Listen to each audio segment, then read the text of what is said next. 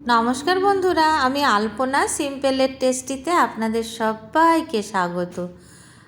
আজকের আমি চিংড়ি মাছের একটি নতুন রেসিপি শেয়ার করব। গলদা চিংড়ি বাড়িতে এলে সবসময় মালাইকারির কথা মনে হয়। মালাইকারি তো আমরা অনেক খেয়েছি, নতুন কিছু ট্রাই করি। নামমাত্র মশলা দিয়ে এই রেসিপিটা একবার বানিয়ে দেখবেন, মালাইকারি খেতে আর ইচ্ছাই হবে না। চিংড়ি মাছের এই রেসিপিটা বানাবার জন্য এখানে আমি 6 পিস গলদা চিংড়ি নিয়েছি, কেটে ধুয়ে পরিষ্কার করে নিয়েছি। তবে আপনাদের দেখাবার জন্য পিঠের মধ্যে যে ময়লাগুলো থাকে সেটা আমি বের করিনি। দেখুন, এইভাবে পিঠের ধারে একটুখানি ময়লা সুতো মতো থাকে, তো এটাকে বের করে দিতে হবে। এখানে কিন্তু চিংড়ি মাছের ময়লা থাকে, তো এইভাবে একটু একটু করে চিড়ে বের করে নিতে হবে। আমি এইভাবে পরিষ্কার করে নিচ্ছি।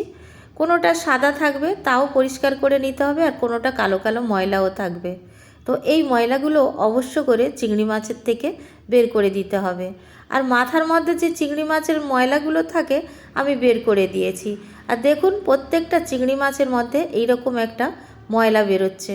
তো এইগুলো কিন্তু অবশ্য করে পরিষ্কার করে বের করে দিতে হবে, আর একবার ভালো করে ধুয়ে নিতে হবে। তো আমি ভালো করে ধুয়ে নিয়েছি দেখুন। আর মাথার ধারে অনেক সময় ময়লা থাকে, এইভাবে টেনে বের করে নিতে হয়। তো এখানে কিন্তু সব ময়লাগুলো বের করা আছে, তাই আর দেখাবার দরকার হলো না। এখানে স্বাদ অনুসারে লবণ দিয়ে দিয়েছি, 1/4 চামচ হলুদ গুঁড়ো দিয়ে দিয়েছি। ভালো করে ম্যারিনেট করে নেব। আলতো হাতে ম্যারিনেট করতে হবে, নইলে চিংড়ি মাছগুলো ভেঙে যেতে পারে। তো দেখুন, চিংড়ি মাছগুলো ভালো করে ম্যারিনেট করে নিয়েছি, এখন সাইডে রেখে দেব। এখানে একটা মিক্সার জার নিয়ে নিয়েছি, তার মধ্যে দিয়ে দেব 1 টেবিল চামচ নারকেল কোড়া, সঙ্গে যোগ করব 5-6টা এখানে দিয়েছি কাজু বাদাম। 1 টেবিল চামচ দিয়ে দেব চারমগজ, দিয়ে দেব এখানে 1 টেবিল চামচ পোস্ত। শুকনো অবস্থায় একবার ব্লেন্ড করে নেব। ব্লেন্ড করার পরে আপনাদের দেখাচ্ছি। দেখুন, এইরকম দেখতে হবে। তো এখন আমি দিয়ে দেব 3টে কাঁচা লঙ্কা। ঝাল আপনারা আপনাদের পছন্দ মতো দেবেন।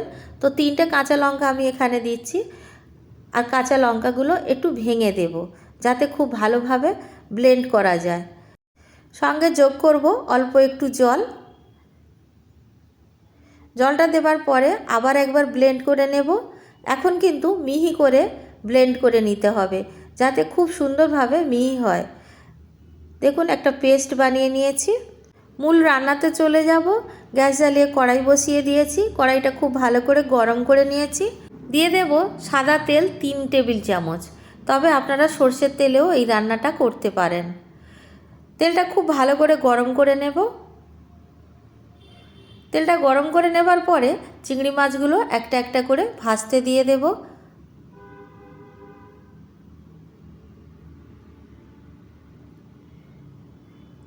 চিংড়ি মাছগুলো বেশি আমরা ভাজবো না, অল্প করে ভেজে নিলেই হবে। তো এক পিঠ ভাজা হয়ে গেছে, এখন উল্টে দেব যাতে অপর পিঠটা ভাজা হতে পারে।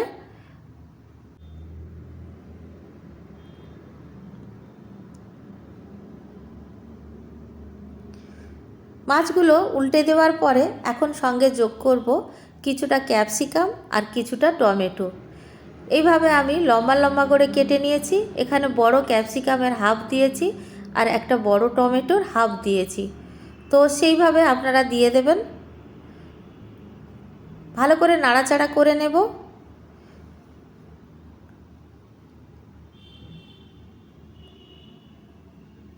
সব কিছু ভালো করে নাড়াচাড়া করে এখন আমি দিয়ে দেব মশলা যে পেস্ট করে রেখেছিলাম, সেই মশলাটা দিয়ে দেব।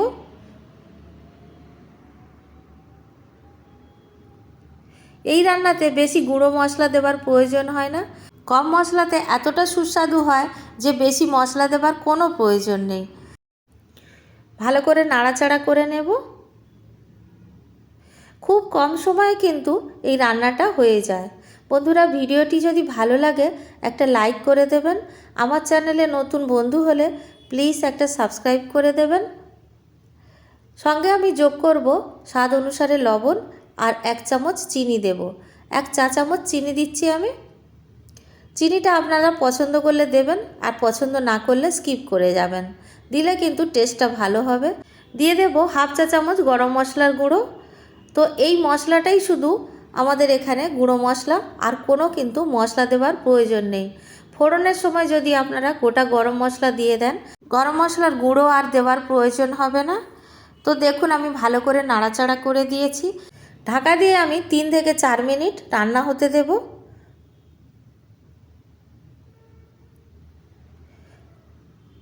চার মিনিট পরে আমি ঢাকা খুলে আপনাদের দেখাচ্ছি। দেখুন কত সুন্দর দেখতে হয়েছে, কতটা লোভনীয় হয়েছে। একদম মাখো মাখো হয়, বেশি ঝোল রাখা হয় না। আপনাদের যদি মনে হয় ঝোল রাখবেন তাহলে একটু গরম জল দিয়ে দেবেন, তাহলেই হবে। আর বেশি ঝোল রাখলে টেস্টটা আসবে না, অল্প একটু ঝোল রাখা যেতে পারে। তো আমি মাখো মাখো করে নিয়েছি, একেবারে সাদা করে রান্না হবে, বেশি মশলা কিছু দিলাম না। 1 চামচ আমি এখানে ঘি যোগ করলাম। ঘি দেবার পরে খুব ভালো করে নাড়াচাড়া করে দেব। তো চামচের মধ্যে অনেকটা ঘি লেগে আছে, সেজন্য আমি চামচ দিয়ে নাড়াচাড়া করছি যাতে ঘিটা গলে যায়। তো দেখুন বন্ধুরা, আমি এইভাবে নাড়াচাড়া করে সব দিকটা ঘিটা মিশিয়ে দিয়েছি। ভালো করে নাড়াচাড়া করে দেব। কিছুক্ষণ নাড়াচাড়া করে নামিয়ে নেব। গলদা চিংড়ির নতুন রেসিপি আমাদের একদম রেডি হয়ে গেছে। এখন আমি প্লেটের মধ্যে সার্ভ করে দিচ্ছি। বাড়িতে বানাবেন, কেমন লাগলো কমেন্ট করে জানাবেন। রেসিপি যদি ভালো লাগে একটা লাইক দিয়ে দেবেন। আমার চ্যানেলে নতুন বন্ধু হলে সাবস্ক্রাইব করতে ভুলবেন না যেন। আজকের এই পর্যন্ত, দেখা হবে পরের ভিডিও নতুন কোনো রেসিপির সঙ্গে। সুস্থ থাকবেন, ধন্যবাদ, নমস্কার।